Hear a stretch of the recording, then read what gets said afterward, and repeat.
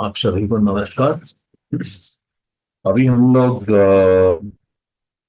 56 का जो 53 नंबर की गाड़ी है, उसको देखते हैं।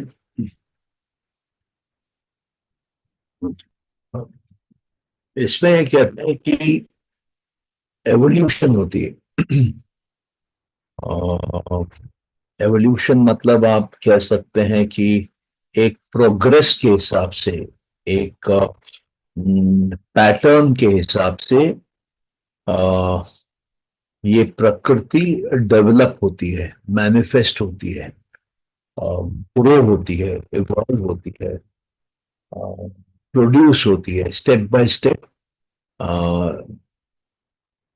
नए कदम आगे बढ़ते हुए चलती है। तो सबसे पहले जो तत्व बनता है वो है महत। जैसे हमने पहले देखा था, महत मतलब महान तत्व। तो जितने भी तत्व हैं प्रकृति के, उनमें से सबसे महान तत्व जो है वो महत है। और महत से एक एक करके हम देखते हैं कि गाड़ी आगे चलती है, ये जर्नी चालू होती है, ये रास्ता आगे बढ़ता है।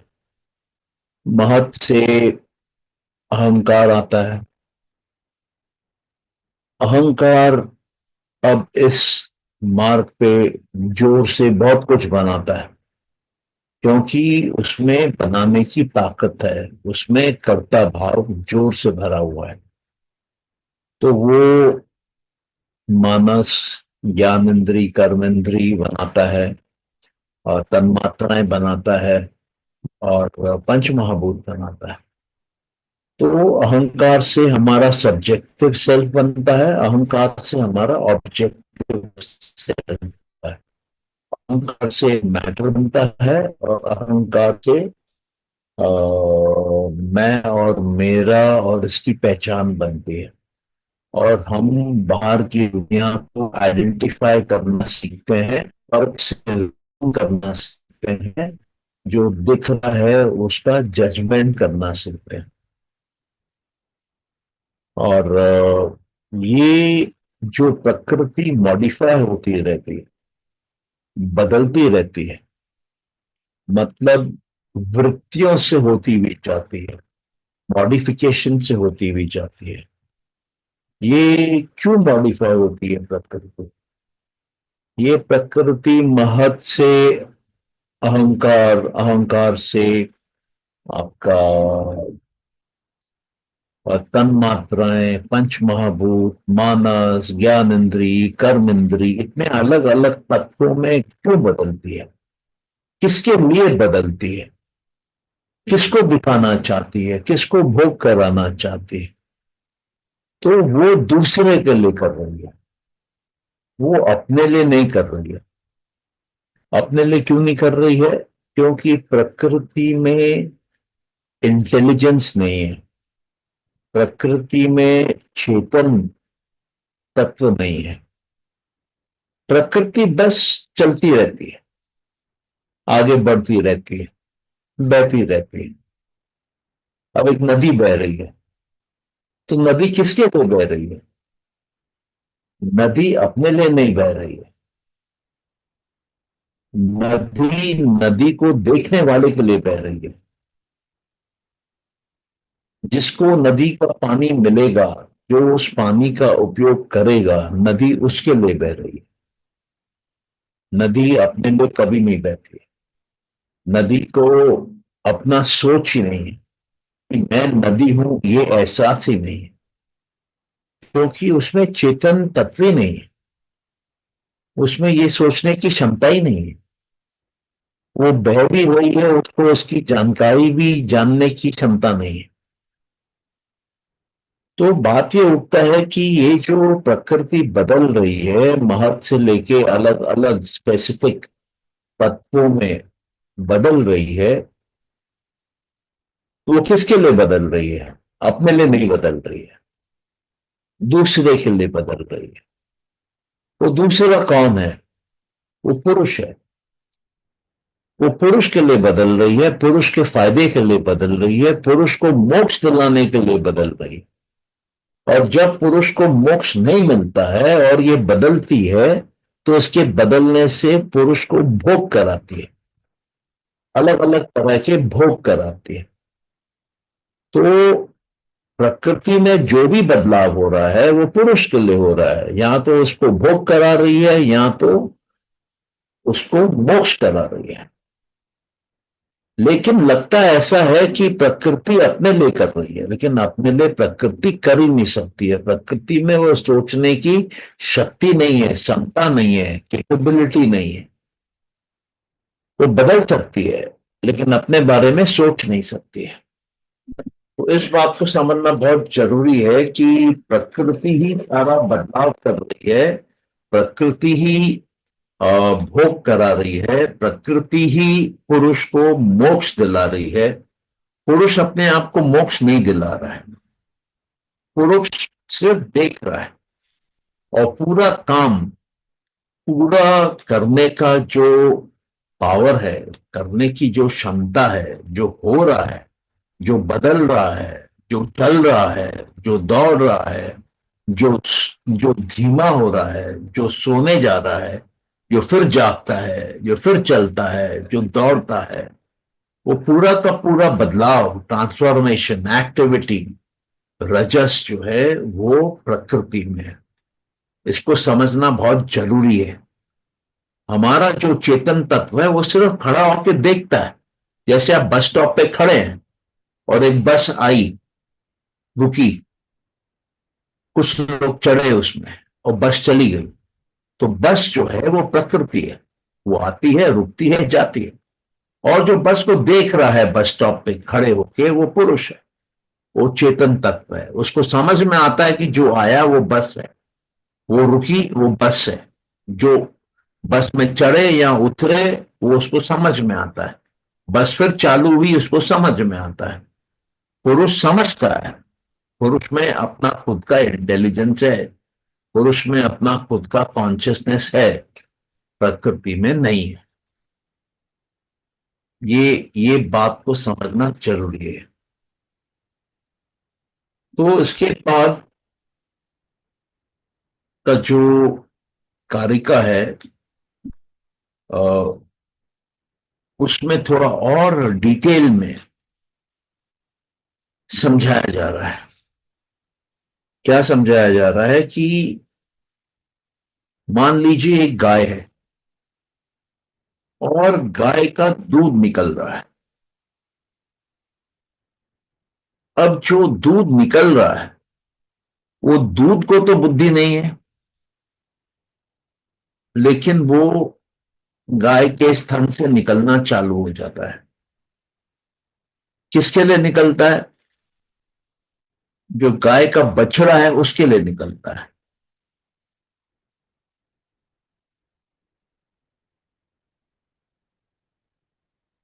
इसका क्या मतलब हुआ?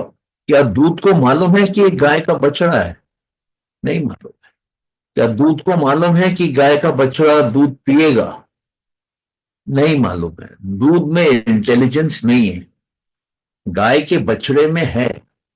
गाय का बछड़ा दूध पिएगा, लेकिन दूध निकलता है, अपने आप निकलता है, और गाय के बच्चे के लिए निकलता है। तो प्रकृति अपना काम करती रहती है बिना बुद्धि लगाए। प्रकृति में बुद्धि की जगह नहीं है। प्रकृति में बुद्धि नाम की, हम बोल सकते हैं, चीज नहीं है। तो हमने जैसे पहले देखा था कि अगर प्रकृति में बुद्धि नाम की इंटेलिजेंस नहीं है, तो जो हमारी बुद्धि है उसमें इंटेलिजेंस कहां से आती है? क्योंकि पुरुष बगल में है, इसलिए बुद्धि में पुरुष का रिफ्लेक्टेड, या बोलिए मैग्नेटाइज्ड इंटेलिजेंस आता है, रेडिएटेड इंटेलिजेंस आता है। पुरुष में पास में होने के कारण बुद्धि में इंटेलिजेंस की स्थापना हो जाती है। जैसे मैग्नेट का इंपैक्ट लोहे पे पड़ता है, लोहा थोड़ा दूर भी हो मैग्नेट का इम्पैक्ट लोहे पे पड़ता है, उसी प्रकार से पुरुष का इम्पैक्ट इंटेलिजेंस का बुद्धि पे पड़ता है। ये बात समझ में आ रही है? ओके। तो प्रकृति चल रही है, दूसरे के लिए चल रही है। वो दूसरा जो है वो पुरुष है। प्रकृति को बुद्धि नहीं है, पुरुष को बुद्धि है, पुरुष को इंटेलिजेंस है, पुरुष समझता है। लेकिन सृष्टि में क्योंकि पुरुष मूल प्रकृति के बगल में है और वहां पे महत बनता है, तो महत के अंदर इंटेलिजेंस रिफ्लेक्ट होके आ जाती है, पुरुष के प्रॉक्सिमिटी के कारण, पुरुष के पास होने के कारण।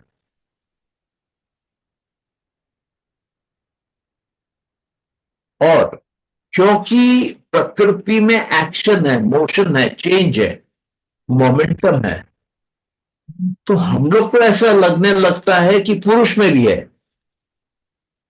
क्योंकि दुनिया बदल रही है तो हमको ऐसा लगता है कि पुरुष भी बदल रहा है, लेकिन पुरुष जो है वो नहीं बदल रहा है।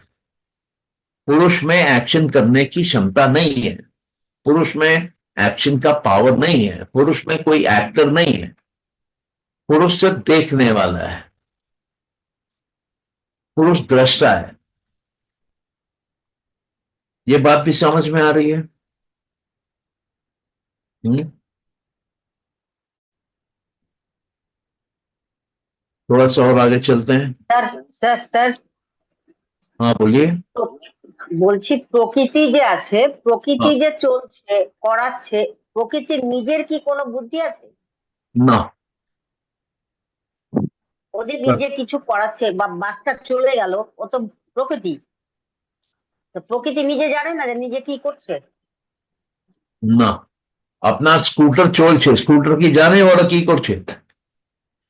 सूरज চলছে, सूरज কি জানে ও কি করছে? धरती চলছে, धरती কি জানে ও কি করছে? আপনার শরীরে কপর আছে, তো কপর কি জানে ওরা কি করছে? ও কি নিজের কালার জানে, নিজের সাইজ জানে, মটেরিয়াল জানে, ফ্যাব্রিক জানে? জানে না।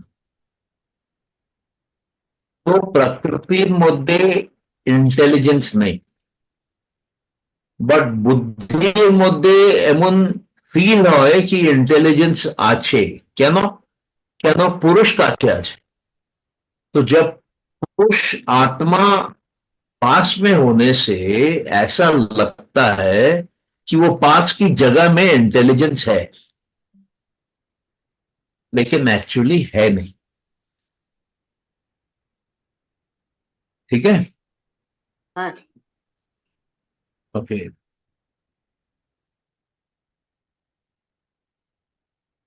हमारा चले इसकी 58, कारिका 58। Sir, हाँ। can I ask something? या प्लीज गो। तो प्रकृति की मतलब प्रकृति में बिल्कुल इंटेलिजेंस नहीं है, हम यही कह रहे हैं क्या? हाँ, प्रकृति में इंटेलिजेंस नहीं है। माउंटेन में क्या इंटेलिजेंस है? ओशन में क्या इंटेलिजेंस है? रिवर में क्या इंटेलिजेंस है? खेत में क्या इंटेलिजेंस है? कुएं में क्या इंटेलिजेंस है? नहीं है। कल जैसे आपने 5 कैटेगरीज बताई थी, inanimate things, then plants, then animals, ऐसे करके 5 कैटेगरीज बताई थी ना आपने। तो क्या हम ऐसे समझें कि जितना हम प्रकृति में ऊपर जाते जाते हैं तो there is some kind of intelligence because it is close to mool prakriti and mool prakriti is close to purusha? Okay. Intelligence does not come from mool prakriti. Intelligent entity purely is पुरुष। पुरुष। या और पुरुष एंड मूल प्रकृति, they are simultaneously present without overlapping. Why? Because मूल प्रकृति is material and Purush is non-material. मूल प्रकृति is energy, Purush is non-energy. मूल प्रकृति is in space and time, Purush is beyond space and time. So they are existing simultaneously without overlapping with each other. They are two different entities coexisting. Now in that, when the two are together, वहां पर आपका महत बनता है, और वो जो महत है, that displays qualities of intelligence. It is not actually intelligent. Just because Purush is close by, it is displaying intelligence. अगर वहां पे पुरुष नहीं होता, there would have been no intelligence. Is it clear now? सौम्य? हाँ ठीक है सर। ओके।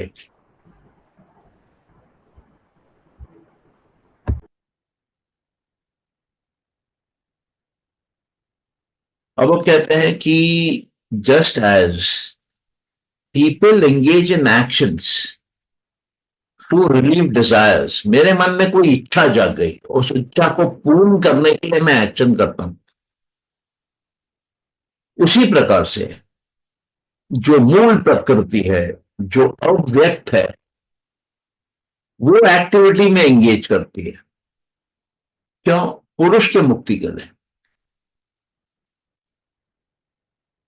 मूल प्रकृति एक्शन में आती है प्रकृति की मुक्ति के लिए, ये पुरुष के मुक्ति के लिए। क्यों? क्योंकि मूल प्रकृति एक्शन करती ही है पुरुष के लिए,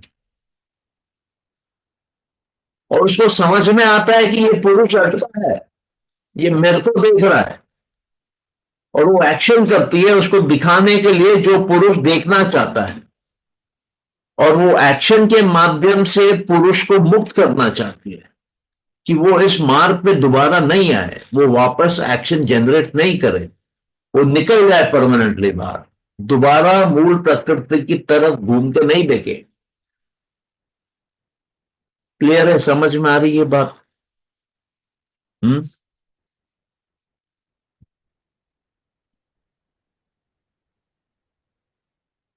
तो प्रकृति का motive for action is release of पुरुष।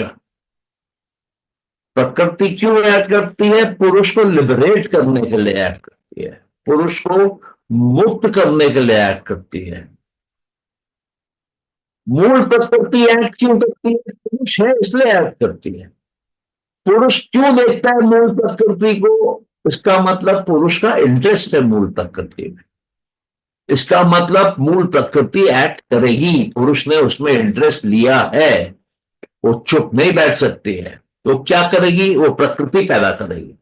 वो प्रकृति क्या करेगी? पुरुष को लुभाएगी, पुरुष को अलग अलग सिचुएशन दिखाएगी, पुरुष के सामने पिक्चर खड़ी कर देगी, और पुरुष वो जिंदगी भर बैठ के वो पिक्चर देखेगा, हो सकता है 100 जन्म बैठ के देखे।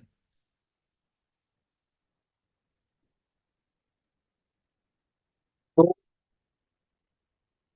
मूल प्रकृति जैसे ही एक्शन में आती है, प्रकृति तैयार हो जाती है, और प्रकृति तब तक एक्शन करती रहती है जब तक कि सूक्ष्म शरीर खत्म नहीं होता है, जब तक कि चित्त खत्म नहीं होता है, जब तक कि बुद्धि, अहंकार, मानस, ज्ञानेंद्री, कर्मेंद्री, तन्मात्राएं खत्म नहीं होती हैं, रोल बैक करके वापस मूल प्रकृति के अंदर नहीं चली जाती।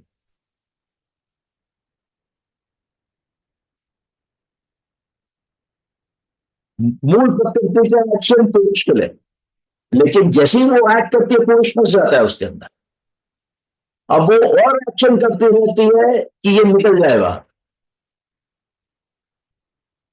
और जब पुरुष भोगता रहता है, भोगता रहता है, भोगता रहता है, ज्ञान बढ़ाता रहता है, ज्ञान बढ़ाता रहता है, ज्ञान बढ़ाता रहता है, तब एक ऐसी स्थिति में आ जाता है कि अब वो मुक्त हो जाता है, अब उसको मोक्ष मिल जाता है।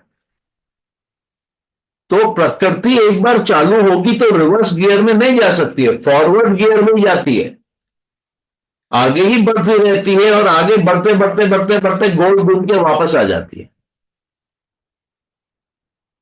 समझ में आ रही है बात?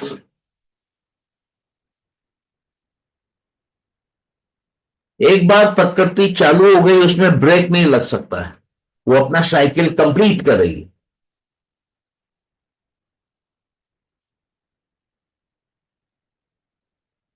किसी का कुछ सवाल?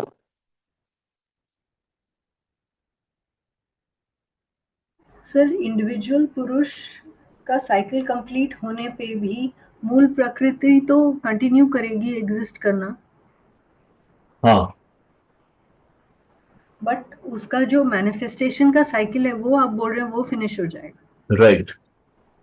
उसकी पिक्चर बंद हो जाएगी, वो जो अलग अलग रोल्स प्ले कर रही है, अलग अलग एक्शन कर रही है, और कभी सात्विक प्रकृति, राजसिक प्रकृति, तामसिक प्रकृति, अलग अलग भाव पैदा कर रही है, वो सब बंद हो जाता है।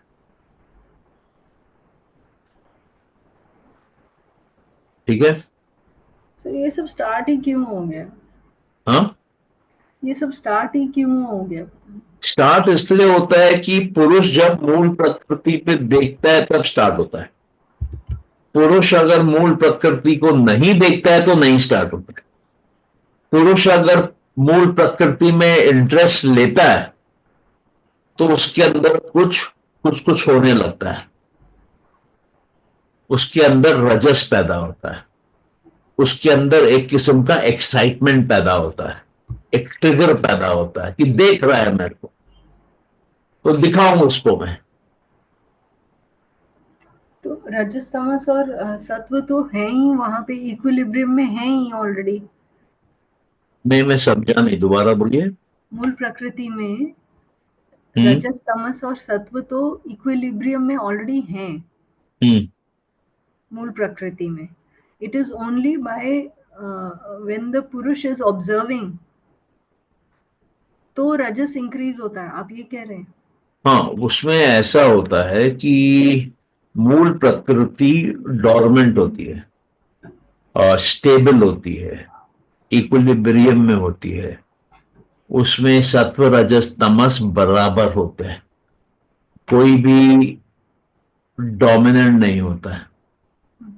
लेकिन जब पुरुष देखता है तो ये स्टेटस को चेंज हो जाता है। जब पुरुष देखता है तो वहां रजस बढ़ जाता है, रजस बढ़ते ही एक्शन चालू हो जाता है, और एक्शन चालू होने के बाद सत्व बढ़ जाता है और सत्व पीक मार लेता है। तो जो फर्स्ट क्रिएशन होती है महत, वो प्राइमरीली सत्व है। अभी क्लियर है? क्लियर है। ओके। तो मेरे ख्याल से यहीं रुकते हैं, क्योंकि ये अभी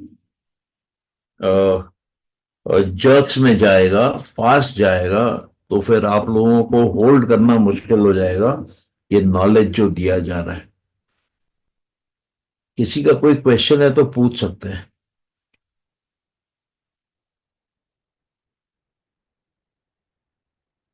हम्म। यहां पर अभी हम लोग के लिए स्लो जाना जरूरी है।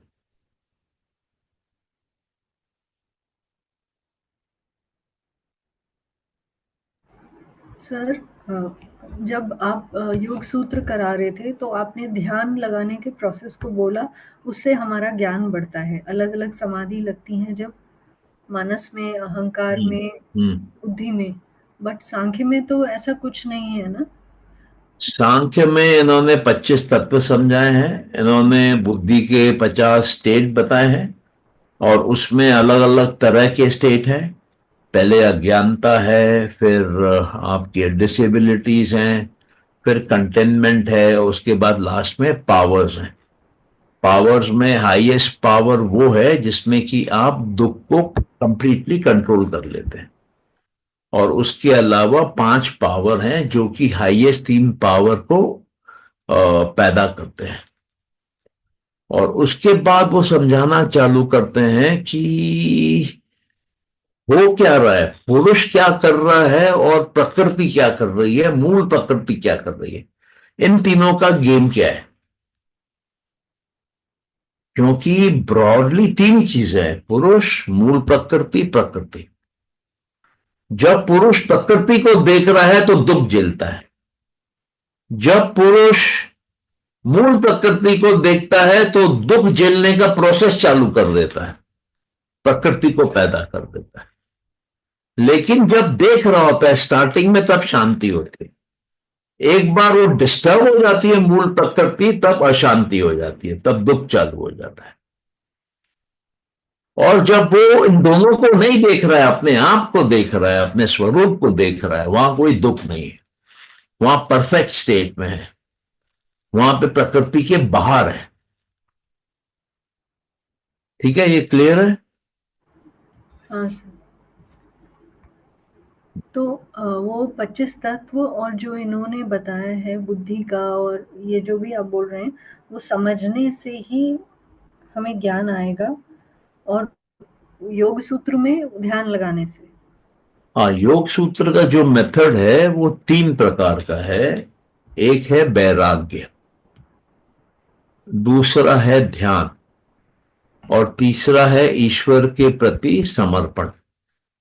सांख्य में ईश्वर नहीं है, सांख्य में ध्यान नहीं है, सांख्य में वैराग्य है। लेकिन वैराग्य जो है वो ज्ञान नहीं देता है, योग में ध्यान जो है वो ज्ञान देता है। और सांख्य में ये जो जानकारी हम ले रहे हैं अलग अलग तत्वों की, ये ज्ञान देती है। तो योग जो है वो ध्यान, उसके बाद ज्ञान, उसके बाद सिद्धि, इस ऑर्डर से फ्लो करता है। क्लियर है?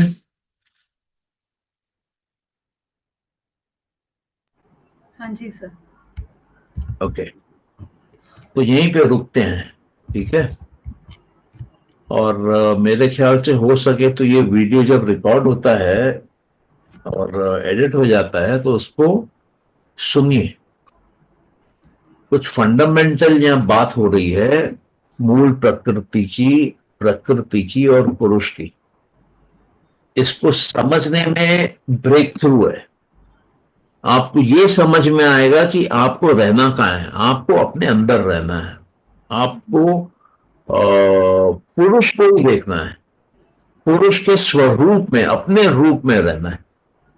क्योंकि अगर आप प्रकृति को देखते हैं तो प्रकृति दुख दिखाएगी, और अगर आप मूल प्रकृति को देखते हैं जहां से प्रकृति आती है, तो स्टार्टिंग में मूल प्रकृति शांति में है, लेकिन पुरुष के देखते ही वो अशांत हो जाती है और दुख चालू हो जाता है। और दुख चलता रहेगा जब तक वो साइकिल कंप्लीट नहीं होगी। और जब साइकिल कंप्लीट होगी दुख की, तब वहां पे मोक्ष आ जाता है, वहां पे वो पुरुष जो है वापस अपने अंदर आ जाता है। ये क्लियर है जो मैं बोल रहा हूं?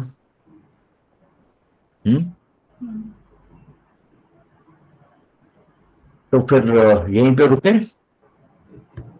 जी सर। सर चलिए। एक चीज और पूछनी है, जब हम दुनिया में आ गए हैं तो हमारे सामने इतना सब होता रहता है, हम भी बहुत सारी चीजें करते हैं, तो फिर हम कैसे सारे टाइम कट ऑफ रह के अपने अंदर में रह सकते हैं? अभ्यास से, प्रैक्टिस से। साइकिल दो पहिए पे खड़ी नहीं हो सकती है, लेकिन जब उसको आदमी बैठता है और पेडलिंग करता है तब साइकिल दो पहिए पे खड़ी हो जाती है। तो ये अभ्यास है। उसी तरीके से आप दुनिया में रहते हुए दुख के बिना नहीं रह सकते, लेकिन जब आप अभ्यास करते हैं तब आप चित्त से बाहर निकल आते हैं, प्रकृति से बाहर निकल आते हैं और पुरुष के अंदर समा जाते हैं, तो आपका दुख खत्म हो जाता है।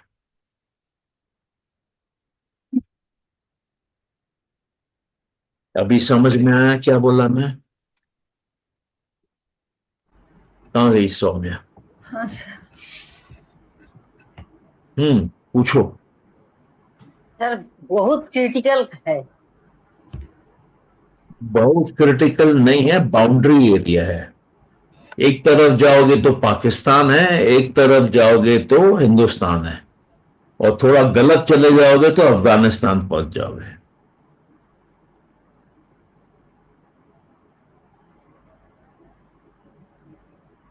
हाँ सौम्या।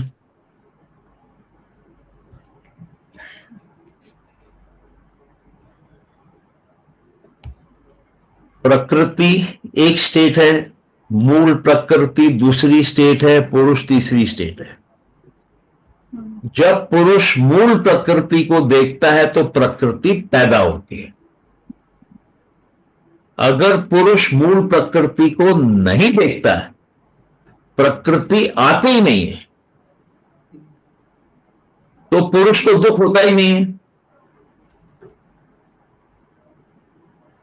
लेकिन अगर पुरुष देख लेगा प्रकृति को, मूल प्रकृति को, तो प्रकृति आ जाएगी और पुरुष को वो खींच के दुख के अंदर ले जाएगी, और पुरुष बैठ के प्रकृति को बुद्धि में देखता रहेगा और सारा दुख का सीन देखता रहेगा। जब तक वो बुद्धि खत्म नहीं होगी तब तक दुख चलेगा। जब बुद्धि खत्म हो जाएगी तो स्क्रीन ही नहीं है जिसपे कि पुरुष दुख देखे,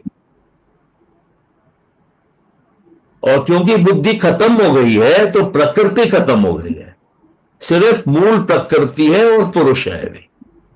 लेकिन पुरुष अब मूल प्रकृति की तरफ नहीं देख रहा है, क्योंकि वो एक बार देख लिया था, दुख झेल लिया था, बाहर आ गया है, अब नहीं देख रहा है। अब दोनों साथ में होते हुए भी दोनों अलग अलग है। पुरुष अलग है और मूल प्रकृति अलग है। बगल में है, साथ में है, लेकिन अलग अलग है। इस पोजीशन को केवल्य बोलते हैं। केवल्य मतलब पुरुष अकेला है, अलोन है। मूल प्रकृति है, दोनों है, पर पुरुष नहीं देख रहा है। पुरुष देखने वाला है, दृष्टा है, वो नहीं देख रहा है, नहीं देखना चाहता है। तो वहां पे प्रकृति नहीं बनती है, वहां पे दुख चालू ही नहीं होता है। वहां पे पुरुष मोक्ष में है, फ्रीडम में है, लिबरेशन में है, इंडिपेंडेंट है। इसका मतलब यह है, थोड़ा लाइटर वेन में, कि अगर एक लड़का शादी नहीं किया है तो मस्ती में है, वो शादी कर लिया है तो फंस गया है, अब वो दुख में है। अब उसको बीवी की सुननी है, बीवी को घुमाने ले जाना है, और सब दुनियादारी उसको निभानी है। लेकिन उसकी बीवी अगर नहीं है तो उसको दुनियादारी में पड़ने की जरूरत ही नहीं है। इस तरीके से टेम्पररी स्लाइट एनालॉजी के हिसाब से इसको समझा जा सकता।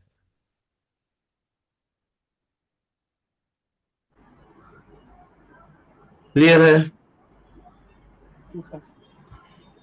सर ये जो आप बता रहे हैं ये तो क्लियर है, बट हम डेली लाइफ में आप बोल रहे हैं इम्प्लीमेंट हम करेंगे अभ्यास से, हम्म। तो एक डेली लाइफ का एग्जाम्पल देके अगर आप बताएं तो। डेली लाइफ का क्या एग्जाम्पल चाहिए आपको? जैसे जैसे I will give you an example. आज मैंने न्यूज़ देखी, न्यूज़ हेडलाइन देखी कि अमेरिका एक गोल्डन डोम बना रहा है हाँ। स्पेस में, एक space defense this thing, and the future war is going to fought from this future war is going to be fought from the space. हम्म। तो वहाँ से रेडार्स होंगे और वहाँ से वो मिसाइल्स को वो डिटेक्ट करके वॉरफेयर होगा। हम्म। हम्म। तो मुझे इस बात से भी दुख हुआ कि हम कहाँ जा रहे हैं। तो किसको दुख हुआ? हाँ, किसको दुख हुआ? मुझे अच्छा नहीं लगा। नहीं नहीं, आपके अंदर किसको अच्छा नहीं लगा? आपके हाथ को, पैर को, बाल को, आंख को, कान वही को, ना, किसको अच्छा नहीं लगा? माइंड को जो चित्त है नहीं उसी को ये, लगा। अरे नहीं नहीं, ये माई सेल्फ को आइडेंटिफाई करिए ना, कौन सा तत्व है। हम्म, आपके मानस को अच्छा नहीं लगा, आपके अहंकार को अच्छा नहीं लगा, बुद्धि को अच्छा नहीं लगा, ज्ञान इंद्रियों को, कर्म इंद्रियों को, तन्मात्राओं को, किसको अच्छा नहीं लगा? मानस, बुद्धि और अहंकार तीनों को अच्छा नहीं लगा। चलो ठीक है, तीनों को अच्छा नहीं लगा। तो तो क्योंकि अब ये तीनों हैं, सिचुएशन को हैंडल करें कि नहीं नहीं, सुनिए मेरी बात, क्योंकि ये तीनों हैं हाँ, इसलिए दुख का कारण रहेगा। हाँ, अभी मान लीजिए वो गोल्डन डोम या जो भी डोम है वो बन जाता है, मान लीजिए कि पावर स्पेस में चले जाते हैं, तो भी आपको दुख रहेगा, क्योंकि आपको मानस, अहंकार और बुद्धि है। फिर मान लीजिए कि टेक्नोलॉजी और एडवांस हो जाती है, फिर वो लोग बोलते हैं कि जो मून पे वॉर हो, हम्म, फिर भी आपको दुख रहेगा।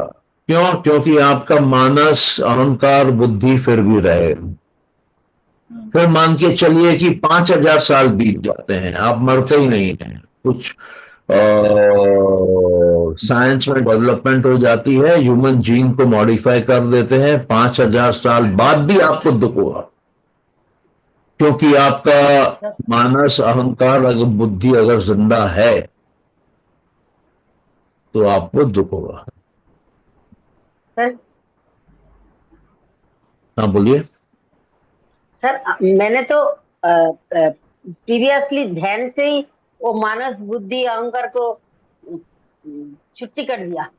हाँ, तो अगर आप ध्यान से कर हमको सकती तो हैं, हाँ, अगर आप तो ध्यान हमको से कर सकती हैं, तब आपको दुख नहीं होगा, तब आप मोक्ष में हैं, हाँ हाँ, ये तब आप बोलते हैं। फ्री हैं, तब आप प्रकृति से फ्री हैं।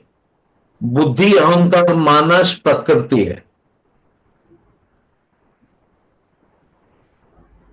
क्या सौम्य समझ में आया? हाँ, तो मतलब कि हम उसको अपने आप को इफेक्ट नहीं होने दें। थोड़ा जोर से बोलो, आवाज कम आता है। मैं ये कह रही हूँ कि तो मतलब हम उस चीज को इंटरप्रेट ना करें, उसको देखिए आपने क्या उससे किया, एसोसिएट आपने ना करें। आपने वृत्ति पैदा करी। हाँ, आपने पहले तो वो इंफॉर्मेशन को कॉग्नाइज किया, ज्ञान लिया उसका अंदर, हम्म, और उसको आपने उस पर ध्यान लगाया, तभी तो आपको सुनाई दिया, तभी हम्म, तो आपने पढ़ा।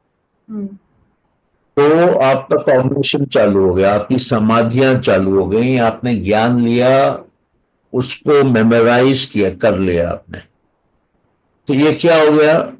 ये वृत्तियां आ गई आपके अंदर, मॉडिफाई हो गया आपका चित्त। हम्म, क्योंकि आपका चित्त मॉडिफाई हो गया, तो अभी इसमें योग नहीं हो सकता है। योग किसमें हो सकता है? जिसमें मॉडिफिकेशन जीरो हो, जो बदलता नहीं हो चित्त। जो चित्त बदलेगा ही नहीं, उसमें दुख कहां से आएगा?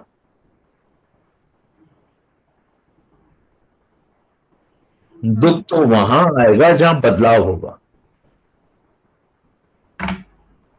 और जब कुछ बदल नहीं रहा है चित्त में, तो चित्त की एग्जिस्ट करने की जरूरत क्या है? किसके लिए एग्जिस्ट कर रहा है चित्त? चित्त चला जाएगा।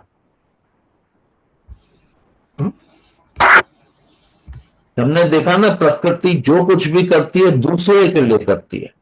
अगर दूसरा ही नहीं है तो कुछ नहीं करेगी प्रकृति, सारा चेंज बंद हो जाएगा, प्रकृति का मोशन बंद हो जाएगा, सूरज रुक जाएगा, चांद रुक जाएगा, गायब हो जाएगा, आपको दिखाई भी नहीं देगा। आप जब रात में गहरे नींद में सोती हैं, तब आपका शरीर कहाँ है? तब आपका बिस्तर कहाँ है? आपका कमरा कहाँ है? आपका मकान कहाँ है? आपके घर वाले कहाँ हैं? आपकी गाड़ी कहाँ है? आपके कपड़े कहाँ हैं? आपके कमरे के लाइट, फैन, एसी कहाँ है? आपका बैंक बैलेंस कहाँ है? आपका मोबाइल कहाँ है?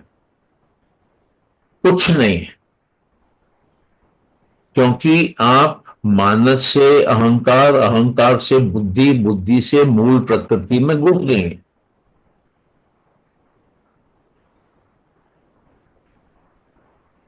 अभी समझ में आ रहा है आपको? हम्म,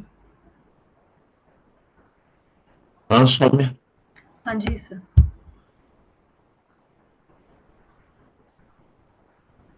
ठीक है, चलिए। और किसी का क्वेश्चन?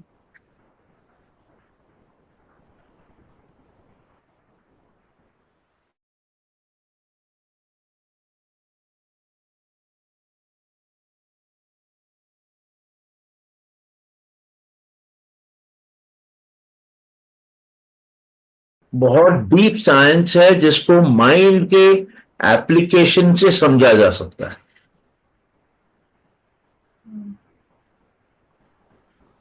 और जब आप इसको समझने लगेंगी, आपको अपने अंदर पूरा खालीपन का एहसास होगा। उस खालीपन के एहसास में अगर आप किसी देवी का मंत्र पढ़ेंगी तो देवी की ऊर्जा खड़ी हो जाएगी अंदर, शरीर कांपने लगेगा आपका, क्योंकि वो जगह खाली हो गई है, वो पात्र खाली है।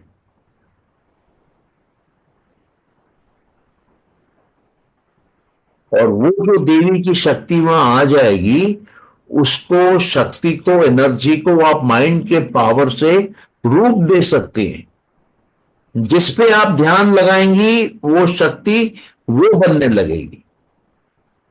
आप ध्यान लगाएंगी कि मेरे को रुपया कमाना है 1 करोड़, तो वो देवी की शक्ति माइंड के थ्रू ट्रांसफॉर्म होके 1 करोड़ रुपया बन जाएगी। कंसंट्रेशन मैनिफेस्टेशन का कारण है। सिद्धियां जो है वो मैनिफेस्टेशन है, कंसंट्रेशन के कारण, ध्यान के कारण। ध्यान सिर्फ योग में कब किया जाता है,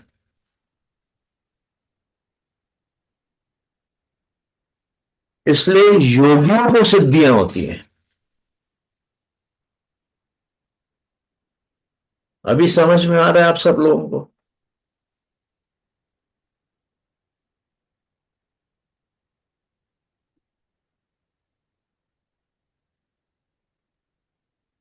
ठीक है, फिर तो यहीं रुकते हैं।